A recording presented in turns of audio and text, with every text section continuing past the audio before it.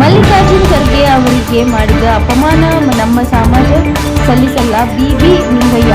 ಈ ದೇಶ ಕಂಡ ಹಿರಿಯ ರಾಜಕಾರಣಿ, ಕಾಂಗ್ರೆಸ್ನ ರಾಷ್ಟ್ರೀಯ ಅಧ್ಯಕ್ಷ ಮಲ್ಲಿಕಾರ್ಜುನ್ ಖರ್ಗೆ ಅವರಿಗೆ ರಾಮನ ನಾಡಿನಲ್ಲಿ ಅವನ ನಿಜ ಮನುಕುಲಕ್ಕೆ ಮಾಡಿರುವ ಅಪಮಾನ ಎಂದು ಮಾಜಿ ಸಚಿವ ಬಿ ನಿಂಗಯ್ಯ ಹೇಳಿದರು. ಅವರು ಮಂಗಳವಾರ ಸುದ್ದಿಗೋಷ್ಠಿಯಲ್ಲಿ ಮಾತನಾಡಿ, ಆಗಸ್ಟ್ 8ರಂದು ಉತ್ತರಾಖಂಡ್ ರಾಜ್ಯದ ರಾಮಲಾಲ್ ಮೈದಾನದಲ್ಲಿ ಕಾಂಗ್ರೆಸ್ ಪಕ್ಷದ ಕಾರ್ಯಕ್ರಮವೊಂದರಲ್ಲಿ ನಮ್ಮ ಸಮಾಜ ಮಲ್ಲಿಕಾರ್ಜುನ್ ಖರ್ಗೆ ಅವರು ಭಾಷಣ ಮಾಡಿದ ಜಾಗವನ್ನು 2 ದಿನಗಳ ಬಳಿಕ ಶ್ರೀರಾಮ ಸೇನಾ ಧರ್ಮಾರ್ಥ ಸೇವಾ ನ್ಯಾಯ ಸಮಿತಿ ಎಂಬ ಸಂಘಟನೆ ಆ ಸ್ಥಳವನ್ನು ಹಸುವಿನ ಗಂಜಲ ಸಗಣಿ ಹಾಕಿ ಶುದ್ಧೀಕರಣ ಮಾಡಿ ಹೋಮ ಮಾಡಿದ್ದಾರೆ.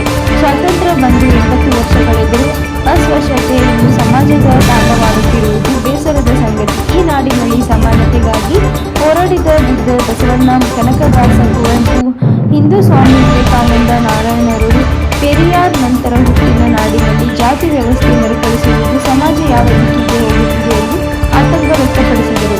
ಈ ರೀತಿ ಪ್ರತಿ ಸಂದರ್ಭದಲ್ಲೂ ನಮಗೆ ಸಮಾಜವನ್ನು ಶೋಷಣೆ ಮಾಡುವುದನ್ನು ಗಮನಿಸಿದೆ. ನಾವು ಹಿಂದೂ ಧರ್ಮದಲ್ಲಿ ಹುಟ್ಟಿದ್ದೇವೆ ತಪ್ಪ. ರಾಮನ ಹೆಸರಿನಲ್ಲಿ ಪ್ರಾಣಿಗಳಿಗಿಂತ ಕಡೆಯಾಗಿ ನಮ್ಮನ್ನು ಅವಮಾನಿಸಿದರೆ ರಾಮನನ್ನೇ ಅವಮಾನಿಸಿದ ಹಾಗೆ. ಕೂಡಲೇ ಖರ್ಗೆ ಅವರಿಗೆ ಅಪಮಾನ ಮಾಡಿದ ವ್ಯಕ್ತಿಗಳ ವಿರುದ್ಧ ಕ್ರಮ ಕೈಗೊಳ್ಳಬೇಕು, ಅವರನ್ನು ಗಡೀಪಾರು ಮಾಡುವಂತೆ ಒತ್ತಾಯಿಸಿದರು.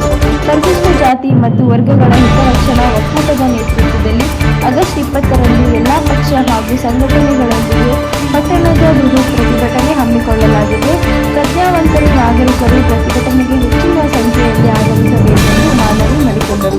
ಪರಿಶಿಷ್ಟ ಜಾತಿ ಮತ್ತು ವರ್ಗ ಹಿತರಕ್ಷಣಾ ಒಕ್ಕೂಟದ ಅಧ್ಯಕ್ಷ ಎಂ ತೇಜಪ್ಪ, ಕಾರ್ಯದರ್ಶಿ ಕೆ ರಾಮಯ್ಯ, ಜಿಲ್ಲಾ ಪಂಚಾಯತ್ ಮಾಜಿ ಸದಸ್ಯ ಎಂಎಸ್ ಅನಂತ್, ಬಿಎಸ್ಪಿ ಮುಖಂಡ ಬಿಎಂ ಶಂಕರ್, ನಿವೃತ್ತ ಶಿಕ್ಷಕ ಹಾಲೆಯ ಉಪಸ್ಥಿತರಿದ್ದರು. ವರದಿ ಪ್ರಸನ್ನ ತಳಕ್. ಒಂದು ವಾರ ಭಾಷಣ ಮಾಡಿದ್ದಾರೆ. ಅಲ್ಲಿ ಇವರು ನಿಂತಿದ್ದು ಭಾಷಣ ಮಾಡಿದ್ದು ಇಲ್ಲಿ ಅಪವಿತ್ರ ಆಯಿತು ಅಂತಕ್ಕಂಥ ಭಾವನೆಯಿಂದ ಅದೆಂಥ ಸಂಘಟನೆ ಹೆಸರು ಶ್ರೀರಾಮ ಸೇನಾ ಧರ್ಮಾರ್ಥ ಸೇವಾ ನ್ಯಾಯ ಸಂಘಟನೆ. ನ್ಯಾಯ ಸಂಘಟನೆ ಇದು ನ್ಯಾಯನ ಭಾಳ ಬೇಜಾರಾಗ್ತದೆ ನೋಡಿ. ಇಲ್ಲಿ ಕೇಳ್ತಾರೆ, ಬರೀತಾರೆ, ವಿಕಾಸ್ ಆರ್ ಮೌಲ್ಯ ಅಂತ, ಅಸ್ಪೃಶ್ಯತೆ ಆಚರಣೆ ಧರ್ಮವಿದೆಯ ಒಂದಾದರೆ ಅಸ್ಪೃಶ್ಯತೆ. ಇಲ್ಲಿ ಬಿಜೆಪಿಯ ದಲಿತ ಶಾಸಕಿಗೆ ಜಾತಿ ತಾರತಮ್ಯ ಉತ್ತರ ಪ್ರದೇಶದಲ್ಲಿ, ಅಸ್ಪೃಶ್ಯತೆ ಶುದ್ಧೀಕರಣದ ಸೂತ್ರ. ಈಗ ಖರ್ಗೆಯವರಿಗೆ ಅಂತೂ ಅಂಬೇಡ್ಕರು ಮತ್ತೆ ಬಾಬು ಜಗಜೀವನ್ ನಡ್ಕೊಂಡು ಬಂದಿದೆ. ಇದು ನೀನು ಕಡಿಮೆ ಆಯ್ತಪ್ಪ ಅಂತ ಹೇಳೋತ್ತಿಗೆ ಈ ದೇಶದಲ್ಲಿ ಇಷ್ಟು ದೊಡ್ಡ ಅಪಮಾನ ಬರೀ ಖರ್ಗೆಯವರಿಗಲ್ಲ, ಸಮಸ್ತ ಶೋಷಿತ ಸಮುದಾಯಕ್ಕೆ, ದುಡಿಯುವ ವರ್ಗಕ್ಕೆ, ಶ್ರಮಿಕ ವರ್ಗಕ್ಕೆ ಅಥವಾ ಎಲ್ಲ ಶೂದ್ರರಿಗೂ ಮಾಡಿದ ಅಪಮಾನ ಅಂತ ಹೇಳಿ ನಾನು ಭಾವಿಸ್ತೇನೆ. ಈ ತಾರತಮ್ಯದ ಲೆಕ್ಕಾಚಾರ ಇನ್ನೂ ಹೋಗಿಲ್ಲ. ಅಸ್ಪೃಶ್ಯತೆ ಆಚರಣೆ ಇನ್ನೂ ಕೂಡ ಜೀವಂತವಾಗಿದೆ ಅಂತಕ್ಕಂಥದ್ದು ಇದಕ್ಕಿಂತ ದೊಡ್ಡ ಉದಾಹರಣೆ ಬೇಕಾಗಿದೆ. ಇದನ್ನು ನಾವು ಅತ್ಯುಗ್ರವಾದ ಭಾವನೆಯಿಂದ ಖಂಡಿಸ್ತೇವೆ. ಮತ್ತು ಇವೆಲ್ಲ ಮಾಡ್ತಕ್ಕಂಥ ಸಂದರ್ಭದಲ್ಲಿ ನನಗೆ ಒಂದಷ್ಟು ಬರ್ಕಂಡೆ. ಇದು ನೋಡಿ,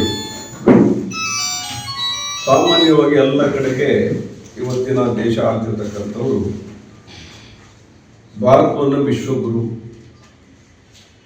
ಎಂದು ಬಿಂಬಿಸಲಾಗುತ್ತಿದೆ. ಹೀಗೆ ಬಿಂಬಿಸುವವರೇ ಅಸ್ಪೃಶ್ಯತೆ ಆಚರಿಸಿದ್ದಾರೆ, ಅಹಿಷ್ಣುತೆ ಪ್ರದರ್ಶಿಸಿದ್ದಾರೆ. ವಿಶ್ವಗುರುವಿಗೆ ಅರ್ಥವಿದೆ, ಹೌದಲ್ಲ? ಎಲ್ಲಿಂದ ಅರ್ಥ ಬರ್ತದೆ? ಆದ್ದರಿಂದ ಖರ್ಗೆ ಒಬ್ಬ ಸಾಮಾನ್ಯ ಮನುಷ್ಯನ, ಭಾಳ ಎತ್ತರದ ನಾಯಕ, ದೇಶಕ್ಕೆ ಸ್ವಾತಂತ್ರ್ಯ ಕಂಡಂಥ ಕಾಂಗ್ರೆಸ್ಸಿನ ಅಧ್ಯಕ್ಷ ಅಂತ ಹೇಳಿದರೆ ಆ ಪದವಿ ಅಷ್ಟೇ ಅಲ್ಲ, ಆ ಘನತೆ ಅಷ್ಟು ದೊಡ್ಡದು. ಅವರು ಅಷ್ಟೇ ದೊಡ್ಡ ಕಾರ್ಮಿಕನ ಮಗನಾಗಿ ಬಂದು ಅವರು ಇದರ ಅಧ್ಯಕ್ಷರಾಗಿ ಅಧಿಕಾರ ಸ್ವೀಕಾರ ಮಾಡಿದಾಗ ನಾನೊಬ್ಬ ಕಾರ್ಮಿಕನ ಮಗನ ಅಂತ ಹೇಳ್ತಾರೆ. ಮತ್ತೆ ಬರೆಯುವಾಗ ಅವ್ರನ್ನ ದಲಿತ ನಾಯಕ ಅಂತ ಬರೀತಾರೆ, ಕಾಂಗ್ರೆಸ್ ನಾಯಕ ಅಂತ ಬರೀತಾರೆ.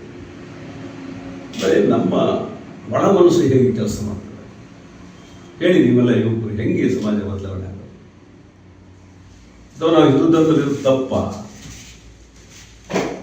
ಸಂದಿದ್ದ ಕಾಲದಲ್ಲಿ ಇನ್ನು ಇರಬೇಕಾ ಬೇಡ, ಹೌದಲ್ಲ? ಇದ್ರ ಬಗ್ಗೆ ನೀವೆಲ್ಲರೂ ನಮಗೆ ಮಾಡಿ. ಬಹಳ ನೋವಾಗ್ತದೆ.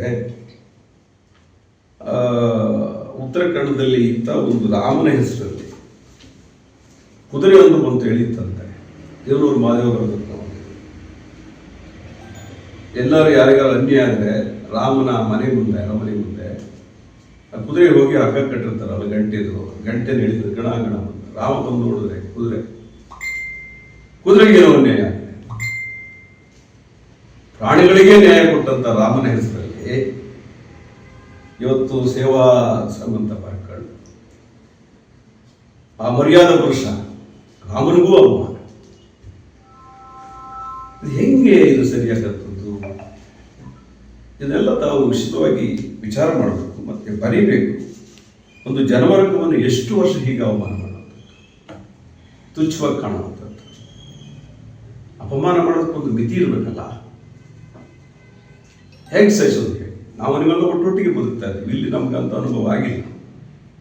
ಆದರೆ ದೇಶದ ಮಹಾನ್ ಒಬ್ಬ ನಾಯಕ ಅವ್ರಿಗೆ ಹೀಗೆ ನಡೆಸ್ಕೊಳ್ತಾ ಅವ್ರು ಕಣ್ಣೀರು ಹಾಕಿ ಹೇಳಿದರು ಪಾರ್ಲಿಮೆಂಟ್ ಒಳಗಡೆ. ನನಗೇ ಹೀಗೆ ನಡೆಸ್ಕೊಂಡ ಮೇಲೆ ಈ ಸಮಾಜದ ಪರಿಸ್ಥಿತಿ ಆಗಿದೆ. ಬಹಳ ದುರಾದೃಷ್ಟಕರ. ದೊಡ್ಡ ಒಂದು ಸಮುದಾಯ SC ST, ಬಹಳ ದೊಡ್ಡ ಸಮುದಾಯ.